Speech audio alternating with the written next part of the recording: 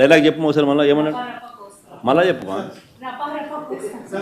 పూర్తి డైలాగ్ చెప్పాలా పూర్తి డైలాగ్ చెప్పది ఏంది మళ్ళీ కొంచెం మైక్ తీసుకొని చెప్పు బాగా బాగా వినపడుతుంది నాకు ఏం జాతరలో మళ్ళీ చెప్పు గంగమ్మ జాతరలో పొట్టేళ్ళ తలకాయలు కోసినట్టు రప్ప రప్ప రప్ప రప్ప ఏంది రపా రప రపా రప నరికేస్తాం. అదే ఒక పోస్టరా? అదే సినిమా డైలాగ్ అనుకుంటా స్వామి. Yeah cinema dialogue? Pushpa 2 sir. Pushpa cinema dialogue అది. మరి నువ్వే చెప్తున్నావు స్వామి. అంటే ఇప్పుడు పుష్ప సినిమా డైలాగులు పెట్టినా కూడా తప్పేనా? అసలు డెమోక్రసీలో ఉన్నామా డెమోక్రసీలో లేమా స్వామి మనం? ఇది నాకు అర్థం కాదన్నా. అంటే పుష్ప సినిమా డైలాగులు పెట్టినా తప్పే, పుష్ప ఫోటోలు పెట్టినా తప్పే, గడ్డ మిట్టనే తప్పే, గడ్డ మిట్టనే తప్పే. ఏంది స్వామి ఇది? ఏ ప్రపంచంలో ఉన్నాము? ఇదంతా డెమోక్రసీలో ఉన్నామా డెమోక్రసీలో లేమా? సార్ ఆ పోస్టర్ పట్టుకున్న అతను కూడా టీడీపీ కుర్రాడు సార్. అంతకుముందు టీడీపీ నాయకుడితో కలిసి దిగిన ఫోటోలు కూడా బయటకు వచ్చాయి. అతను టీడీపీ కార్యకర్త, టీడీపీ సంబంధించిన మెంబర్షిప్ కార్డు కూడా ఉంది అతని. కానీ అతను మీ పార్టీ సంబంధించిన వ్యక్తిగా ఆ మనిషికి టీడీపీతో ఇంత ముందు గతంలో తిరిగిన ఫోటోలు కూడా ఉన్నాయా? మెంబర్షిప్ కూడా ఉంది సార్. మెంబర్షిప్ కూడా ఉంది సార్. ఆ టీడీపీ సభ్యుడు కూడా మెంబర్షిప్ కూడా ఉన్నాడా? అంటే దాని అర్థం వీళ్ళే పెట్టించినారా? పెదకూరపాడు నియోజకవర్గం సార్. ఓ టీడీపీ సభ్యత్వం కూడా ఉందా మరి? మనది బాగా చూడండి అబ్బా. అయితే సభ్యత్వం కూడా ఉందంట. మళ్ళీ ఏదైతే నేమలే పాపం లేపో, మనం అయినా కానీ ఏదో మారినాడు అనుకుందాం, సంతోషపడదాం. సార్ ఇందాక మీరు ఒక జీవో ఎక్స్ప్లెయిన్ చేశారు. టీడీపీ సింపతైజర్ కూడా చంద్రబాబు నాయుడు మీద కోపంతో మారినాడు అని చెప్పి సంతోషపడదాం. మారి టీడీపీని రపా రపా కోసేస్తానని కూడా అంటున్నాడని కూడా సంతోషపడదాం.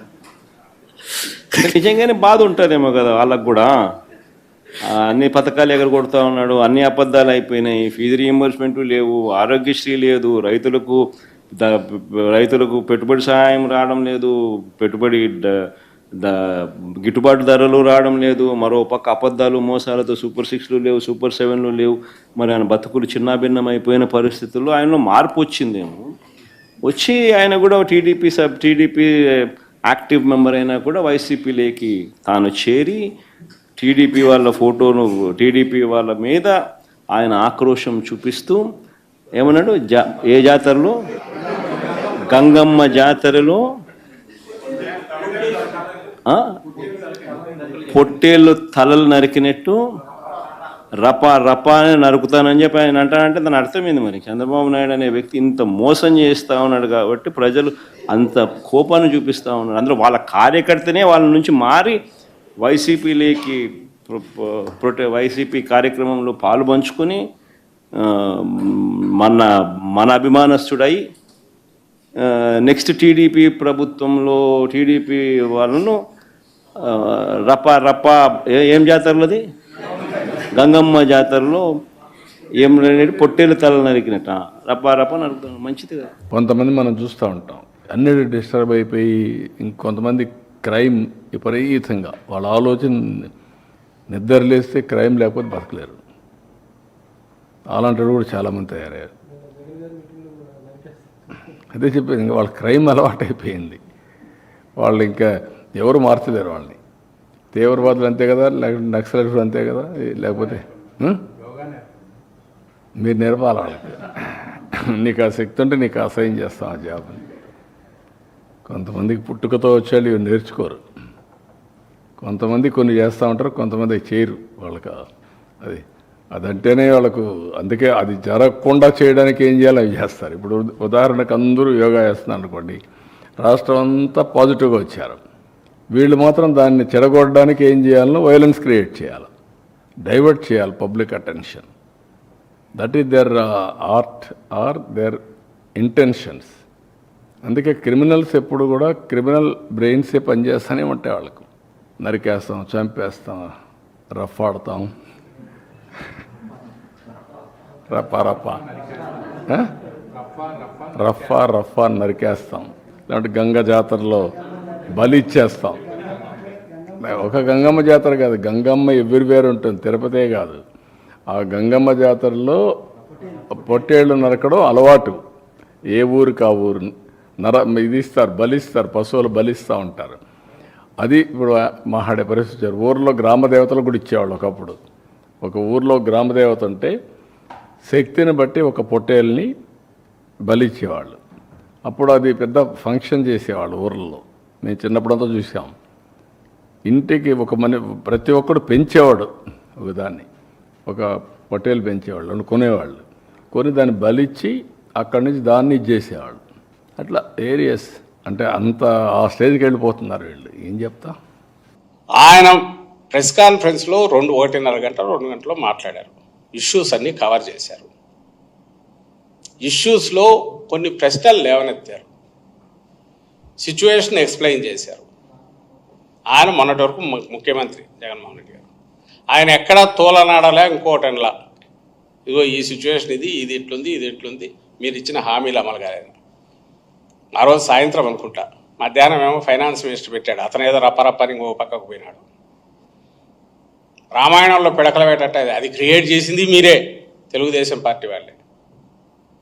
ఈయన దగ్గరికి వచ్చినప్పుడే అప్పుడు ఎవరో రిపోర్టర్ తీసుకొచ్చి చూపించారు, ఇదిగో ఇది టీడీపీ కార్యకర్తలు కూడా తెలిసింది అని. అంటే అవునా అని చూసి ఆయన దాని మీద కామెంట్ చేశాడు. ఇష్యూ ఆ రోజు వచ్చిండేది, ఒకవేళ నువ్వు ఆన్సర్ చేయాలంటే సత్తెనపల్లికి జగన్మోహన్ రెడ్డి గారు పోయి జనం రావడం గురించి కానీ నీకు ఏదైనా సమస్య ఉన్నా, లేదా సత్తెనపల్లికి అక్కడికి పోయి ఆయన వచ్చిన తర్వాత ఏదైనా జరగాలని ఏదైనా మాట్లాడు, పర్లేదు. లేదు అంతకుముందు పొదిలికి సంబంధించి పోయి వచ్చాడు, అక్కడ ప్రధాన అంశం వచ్చి పొదిలికి పోవడం మీద రైతులకు సంబంధించిన అంశము, పొగాకు సంబంధించిన అంశము, మేము చేసేసాము జగన్మోహన్ రెడ్డి గారు, మీరు పోవడం ఎందుకు అనగలిగింటే బాగానే ఉండేది. దానికి ఆన్సర్ ఇవ్వలే, దీనికి ఇవ్వలే, మధ్యలో దీని మీదకి పోయింది. మరుసటి రోజు పేపర్లు చూస్తే, వాళ్ళ పేపర్లు ఈనాడు కానీ జ్యోతి కానీ ఇంకా టీవీలు చూస్తే ఒక్కటంటే ఒకటి జగన్మోహన్ రెడ్డి గారు రైజ్ చేసిన క్వశ్చన్స్ కానీ దానికి ఈయన ఆన్సర్స్ కానీ ఉండవు. ఈయన ఆన్సర్స్ ఉండవు. క్వశ్చన్స్ ఏమైనా 2-3 పెట్టారేమో తెలియదు, అడుగుని ఎక్కడ. ఆన్సర్స్ అయితే నాకు కనపడలే. మొత్తం ఈయనంతగా డొక్క చేరుతా, డోలు కడతా, తాట తీస్తా. అడిగితే ప్రజలు అడగాలంట. అంటే 5 కోట్ల మంది వచ్చి అడుగుతారా? లేదా మన లెక్కల ప్రకారం 1,60,00,000 కుటుంబాల్లో 1,40,00,000 కుటుంబాలు ఎలిజిబిలిటీ ఉన్నట్టున్నాయి. వైట్ రేషన్ కార్డులో ఉండే 1,40,00,000 కుటుంబాలు ఎంతో ఉన్నట్టున్నాయి. వాళ్ళందరూ వచ్చి అడగాలనా? వాళ్ళందరూ నువ్వు రాణిస్తావా? ఎవరు అడుగుతారు? మీడియా అడిగితే అడగాలి, అది లేదు ఎలాగో అడిగితే సాక్షి ఒకటి అడగాలి, మీ వాళ్ళు అడగరు. ప్రతిపక్షం అడుగుతుంది, అదర్ ప్రతిపక్షాల్లో ఉండే పార్టీలు, డిఫరెంట్ పార్టీస్ అడగాలి. ప్రధాన ప్రతిపక్షంగా నువ్వు ఒప్పుకోకపోయినా ఉండేది వైఎస్ఆర్సీపీ, ఖచ్చితంగా అడుగుతారు. మేము అడుగుతాం. ఆ రోజు అడిగింది మా అధ్యక్షుడు, మాజీ ముఖ్యమంత్రి, మొన్నటి వరకు ముఖ్యమంత్రిగా ఉన్న జగన్మోహన్ రెడ్డి గారు అడిగాక, నీవు ఇర్రెస్పాన్సిబిలిటీ కాకపోతే, లేకపోతే ఇక దాన్ని ఏమనాలో ఆ ఏజ్ చూసి గట్టిగా అనలేం. కానీ రివర్స్ తిట్టడం, తాట తీయడం ఏది నాకు అర్థం కావట్లే. ఎవరు తాట తీస్తాడు? అంతకుముందు ఏమో భూస్థాపితం చేస్తానంటాడు, తాట తీస్తానంటాడు. ఇది ఆన్సరా? రప రప రప ఈ 2 రోజులుగా బాగా ట్రెండింగ్ ఇది రాష్ట్రంలో. ఈ డైలాగు పుష్ప సినిమా కన్నా జగన్మోహన్ రెడ్డికి బాగా సెట్ అయింది అనుకుంటాం. ఆ డైలాగ్ రప రప రప అనేది ఎలా ఉందంటే, వాళ్ళ కార్యకర్తల నాయకులు జాతరలోకి వస్తే, ఇప్పుడు మన రాయలసీమ ప్రాంతం ఉంది, మనం ఇక్కడ జాతరలు చేసుకుంటాం. మొన్న తిరుపతి చూస్తాం, చుట్టుపక్కల ప్రాంతాలు చూస్తుంటాం. జాతరలు చేసుకుంటే చంపేస్తున్నాడు, వచ్చి నరికేస్తున్నట్టు గంగమ్మ. ఇప్పుడు మేము జాతరలు చేసుకోవాలి వద్దాలు అడుగుతున్నాం. ఇంకా కొన్ని జాతరలు పెండింగ్ ఉన్నాయంట, అవి చేసుకుంటే మీ కార్యకర్తలు, మీ అనుచరులు వచ్చేసి రప్ప రప్ప రప్ప మనం నరికేస్తారేమో అనిపిస్తుంది.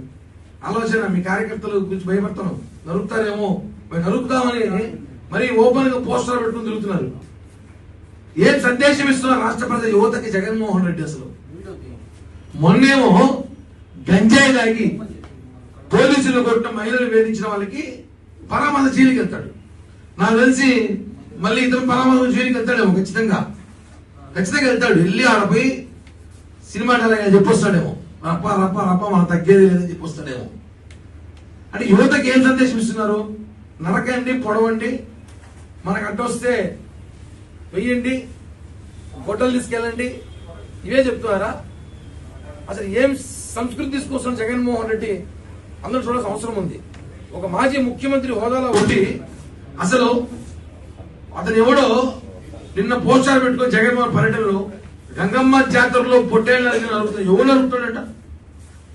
ఎవరు నరుగుతాడు? ప్రజలే మిమ్మల్ని నరికారు మొన్న ఎన్నికల్లో, మీరు రుద్రబాబు అని.